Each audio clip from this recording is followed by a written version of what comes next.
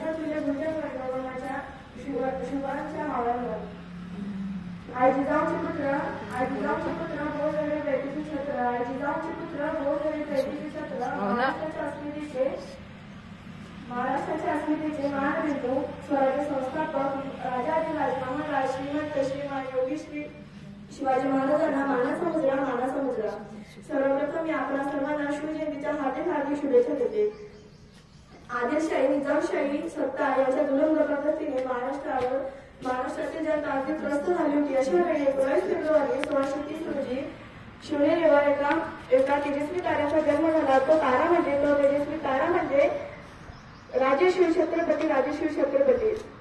शिवरायांच्या वडिलांचे नाव शहाजीराजे तर आईचे नाव जिजामाता. जिजाऊंनी बालवयात शिवबांना रामकृष्णाच्या गोष्टी सांगितल्या. जिजाऊंच्या संस्कारामुळे शिवराय घडत होते. त्याचबरोबर तलवारबाजी घोडेस्वारी देखील शिकत होते. मावळ्यांना सोबतीला घेऊन शिवरायांनी रायरेश्वराच्या मंदिरात स्वराज्य स्थापनेची प्रतिज्ञा घेतली. कोण होते हे मावळे? मावळ प्रांतात राहणारे हे मावळे अंगाने होते रांगणे. दिसायला साधे भोळे. पाठीला ढाल कमरेला तलवार. शत्रूवर वार. शत्रूला बेजार करणारे जीवाला जीव देणारे असे होते हे मावळे.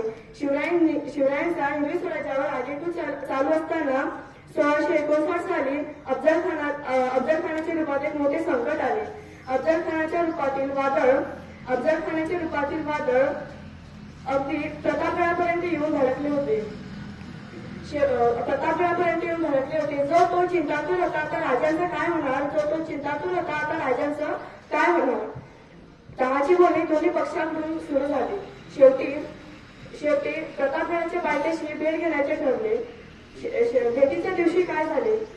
होता धिप्पाड असा अफजल खान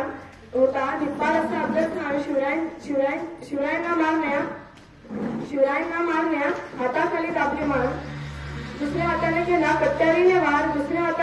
कट्यारीने वार. शिवरायांचा पट्टा अंगरच का चिरखताने वाचले प्राण.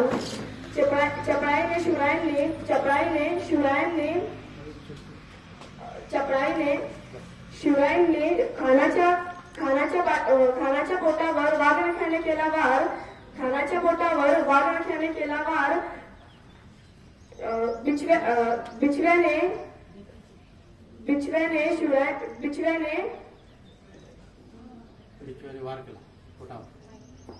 बिचव्याने खानाचा कोथळा फाडला.